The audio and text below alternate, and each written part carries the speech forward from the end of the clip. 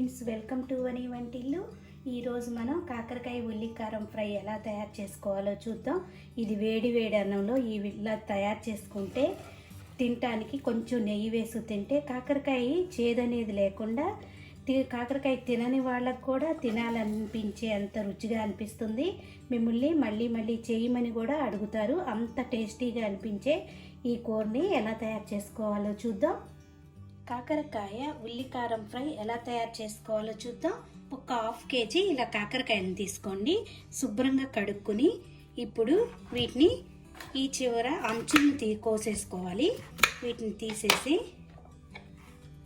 ఈ సైజు ముక్కలుగా, మరీ పెద్దవి కాకుండా మరీ చిన్నవి కాకుండా ఈ సైజు ముక్కలుగా కోసుకొని ఒక బౌల్లో వేసుకోండి. ఇలా కాకరకాయలన్నీ కూడా ఈ సైజు ముక్కలుగా కోసుకుని పక్కన పెట్టుకోండి.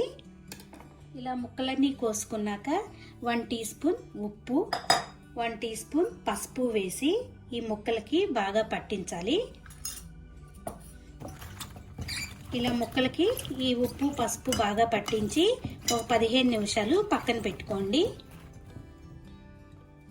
ఇప్పుడు ఒక చిన్న మిక్సీ జార్ తీసుకోండి. దానిలో 2 ఉల్లిపాయలు ఇలా ముక్కలు కోసి వేసుకోండి. దీనిలో 1 టేబుల్ స్పూన్ కారం వేసుకోండి. మీ స్పైస్ని బట్టి మీరు కారం కొంచెం ఎక్కువ తింటే ఇంకొంచెం ఎక్కువ వేసుకున్నా పర్వాలేదు. 1 టీ స్పూన్ జీలకర్ర వేసుకోండి. ఇట్లా 4-5 వెల్లుల్లి గబ్బాలు వేసుకోండి. రుచికి తగినంత ఉప్పును వేసుకుని దీన్ని ఇప్పుడు మెత్తగా పేస్ట్ చేసుకోవాలి.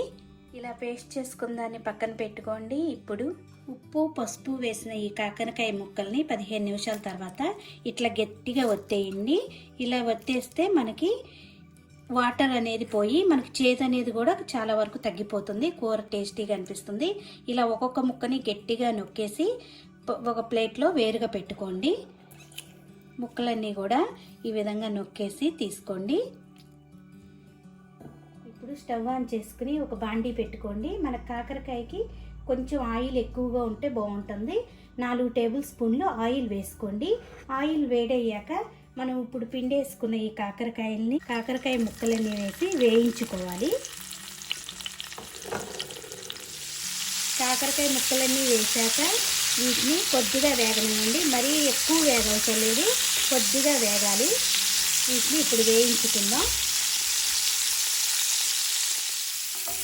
చూడండి, కాకరకాయ ముక్కలు మనకి కొద్దిగా వేగినాయి కదా. ఇలా వేగాక ఇప్పుడు మనం తయారు చేసుకున్న ఈ ఉల్లిపాయ పేస్ట్ వేసుకోవాలి.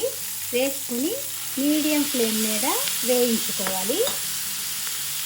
ఈ ఉల్లిపాయలో వచ్చే వాటర్ అంతా ఎగిరిపోయే వరకు కూడా మనం దీన్ని వేయించుకోవాలి.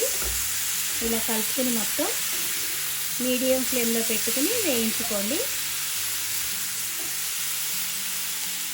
మధ్య మధ్యలో వీటిని తిప్పుకుంటూ అడుగంటకుండా వేయించుకోవాలి. చూడండి, ఉల్లిపాయ ఇలా వేగిపోయే వరకు కూడా మనం ఈ కాకరకాయ ముక్కల్ని వేయించుకోవాలి. ఇప్పుడు ఇది చేదనేది ఏమీ లేకుండా చాలా టేస్టీగా వేగిపోయినాయి. ఇప్పుడు దీనిలో మనం దించబోయే ముందు కొద్దిగా కరివేపాకు వేసి వేయించుకుందాం.